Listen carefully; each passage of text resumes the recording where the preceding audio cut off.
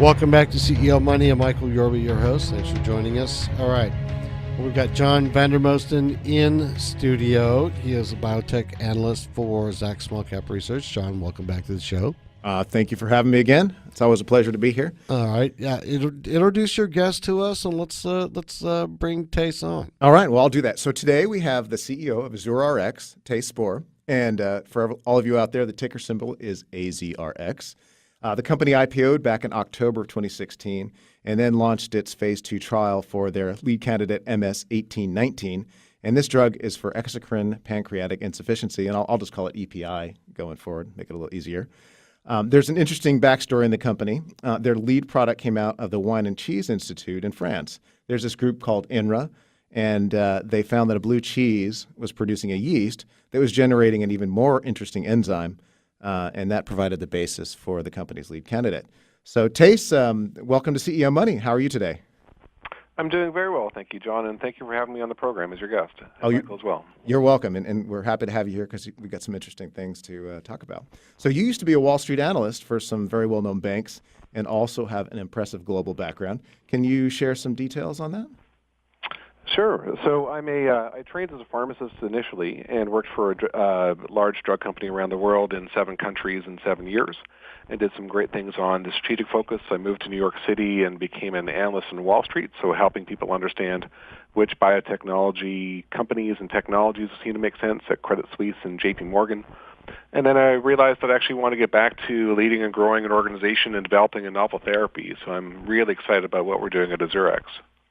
That's great. So, there's been some news today that was kind of interesting. There's been a lot of talk over the last year and a half or so about the president and what he might do on drug pricing. And I saw this morning that he's going to give a speech this week on that topic.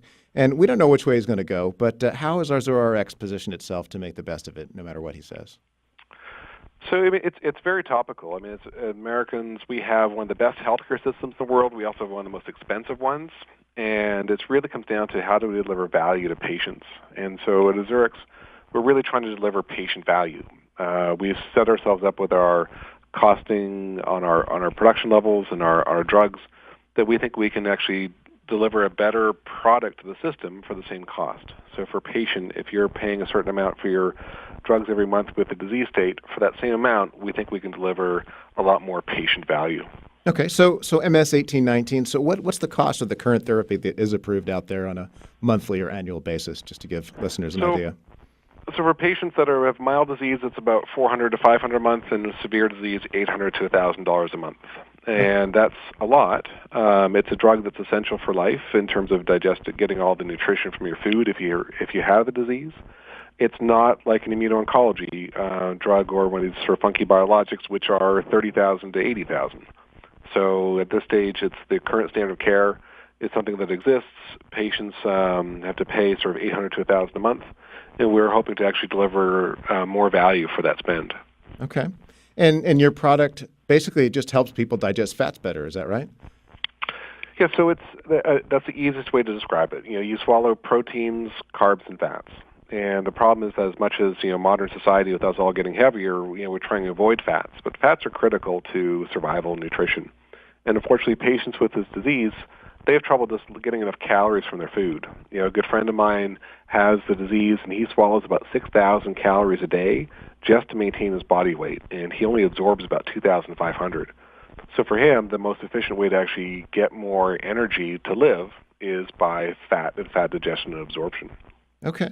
And, we always like to look at the market size of new drugs that are coming along.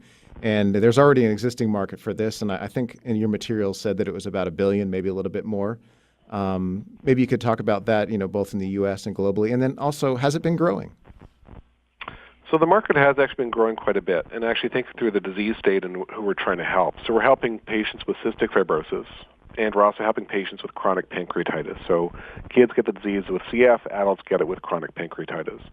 Across the board, thanks to advances in medical therapy, thankfully, all these patients are living longer. So the market's growing because patients are living longer. We've got cystic fibrosis patients. When I first met these patients when I was in my teens, the average life expectancy was about 20 years old. Now, thankfully, it's in the mid-40s. patients with chronic pancreatitis are living longer with pancreatic cancer. They're living up to 2 years now rather than 2 months. And also with diabetes and obesity, you've got patients that are all realizing that when the pancreas stops working, critical for health, they need to take a drug. I first looked at this company back in 2014. The market was about $500 million, and now it's about $1.2 billion. So it's grown quite steadily and rapidly, and it grows because more patients need to be treated. We're finding out that patients that are on drug need better and more drug, and across the board, if we can deliver value-based outcomes, the system supports that kind of spend. Okay, so is it becoming more common, or is it just being better recognized? So a couple things there. First is that cystic fibrosis patients are living longer, and they're also realizing that the healthier a patient is, the more they weigh, the better their life expectancy, and the better their lung function, which is critical for cystic fibrosis patients. On the other side of the spectrum, chronic pancreatitis patients, if they have pancreatic cancer, they're realizing now that if these patients are going to live a while, they do need to actually start this regimen. And the regimen means that with the standard care, patients are taking 25 to 40 pills a day, every day, of just the food to digest their enzymes, and we're hoping to improve that. So, we've got more patients being aware of the disease, and patients with the disease being told they need to get more therapy. Okay, so you just highlighted one of the issues with the current therapy is, taking these very large pills up to 40 a day. What are some of the other problems with the current therapy that you can address with 1819? So I think in order to figure this out, if we just go back a little bit in terms of how physicians treated this disease, and that's really back in the 1890s. If believe it or not, that actually docs started to treat the disease by giving ground-up pig pancreas, and that ground-up pig pancreas has enough residual enzyme activity to really give some benefit to patients if they take it. But the problem is they have to take a ton of material in order to really get the benefits from it. That's why they're taking 40 pills a day. Since the 1890s, there's been very little innovation to really help improve what's there, what truly is just ground-up pig pancreas.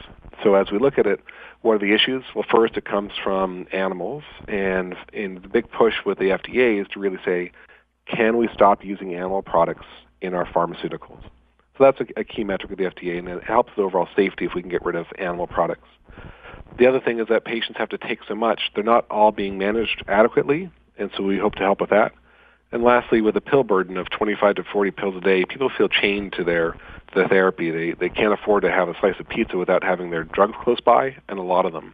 And so all those three things, we think we can really help patients with compliance. If you're a teenage girl in front of her friends who wants to take the drugs, take her medications for her disease, she's going to be reticent if it's a handful with every meal, but she'll probably be more likely to discreetly swallow one or two. Okay, well, and then I think it's just a lot more palatable. I think to take something that's based on a yeast than something that's based on pig pancreas. Well, we have about maybe 30 seconds left, and there was something that I heard you mention to me earlier about how the evolution of insulin had helped had really progressed over time, and maybe after we come back, you can share with us how that could apply to MS-1819. Sure. So, insulin started off as being a... Thjis, we'll do that after the break, but I just wanted to... listeners. You've been listening to Thjis Spoor and John Vandermosten on CEO Money. I'm Michael Yorba. We'll be right back on the other side of this break.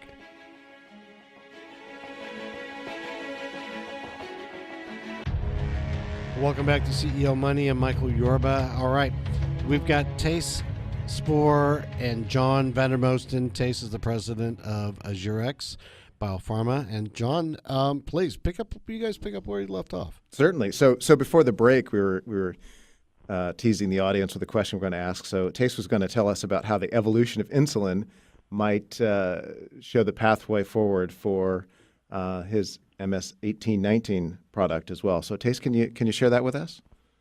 Sure. So when insulin first came out, it was a pig-derived product that people figured out would help diabetics. And then, thankfully, pharma figured out a way to make it synthetic. Making it synthetic made it safer and better. We think actually a very similar thing will happen here. Right now, this current standard of care is a pig-derived product, and going synthetic, we think we can make it safer and better. In this case, our synthetic is from yeast. Okay. Great. And, I mean, that sounds a lot more kosher than the alternative. It really is, and actually does a lot of things to help the safety of the supply chain. So what can you tell us about Exocrine Pancreatic Insufficiency, or as I said before, EPI? What can you tell us about that? So EPI is something that happens. It's when the pancreas shuts down part of its function. Your pancreas can either help with insulin, like diabetes, or it helps with digestion, which is what we're trying to focus on. And so if you're a kid with cystic fibrosis, when you were born, actually your pancreas stopped working and is starting to get affected. If you're an adult with diabetes or if you're an alcoholic or some other things, or pancreatic cancer, your pancreas shuts down too. So in either case, it doesn't matter. The pancreas stops working, and the drug we're giving helps you digest your fat with every single meal, since you have to digest every meal that you swallow. And how common is this out there, cystic fibrosis and chronic pancreatitis? So cystic fibrosis, or CF, is 30,000 patients, and over 90% of them have to be on drug.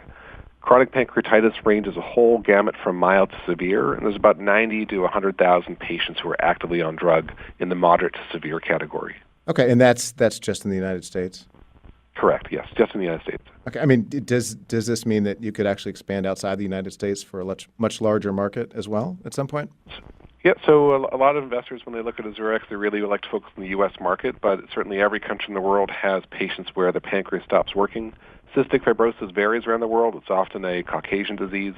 And so really each country has its own idiosyncrasies, but net is every country has patients that need to benefit from their pancreas stopping to work. Okay. And I think you're, I wanted to talk a little bit about the trials at this point. I think you're doing some trials outside the United States in some pretty interesting vacation spots. Maybe you can tell us a bit about that. Sure. So we actually found a lot of good traction in Australia and New Zealand to do some of our phase 2 clinical studies. The company's origins came out of the French Research Institute, and so our company has an office in France where we do our research from. We did our phase 1 work in France, and then phase 2, we added Australia, New Zealand to our French site as well in order to help with patient enrollment. Patients in these countries have the disease, and we're able to deliver a high-quality medicine for them to study. And how long do you anticipate this current trial to continue? So this current study we're in, we started last year. We're trying to enroll 12 patients in the study. And as we said publicly, we're pretty close to enrollment. Sometime in the next few months, we expect to complete enrollment. We've actually had very good results on an interim basis, and now we're looking forward to getting the final results out. Okay. Yeah, I think I saw that you were seeing results that were actually even better than what you saw in the phase 1 study. Is that correct? That's correct. In the phase 1, we tested the drug to see if it was safe, and we got a great response to that. Patients were really tolerated the drug well, and it looked like it was actually working as well at a super low dose. So we've tested higher doses now, and as we increase the doses, we're able to get a better response in patients. So everything's doing exactly what we thought it would. You give more drug, it's still safe, and we're getting better responses. Okay. And then looking forward, after the phase 2, what do you anticipate after results there? I guess obviously a phase 3 at some point. When do you anticipate that might start?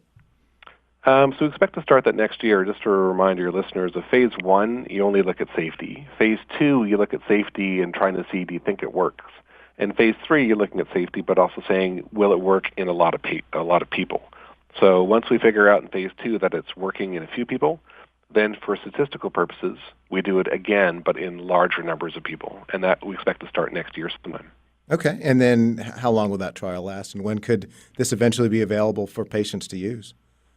So, unfortunately, people get all excited and they'd love to have it out next year. We're not going to be out into the market probably until about 2022. But innovation can't happen soon enough for these patients. They're desperate for any sort of successes. We've had actually a few competitors out there that haven't done well. People tried the dog lipase, they tried lamb lipase, they tried a human lipase, and none of those really worked that well. Then they went to studying a bacteria and studied some other things. This is the first time ever we actually have an acid-stable enzyme, and that's critical because the human stomach is acidic.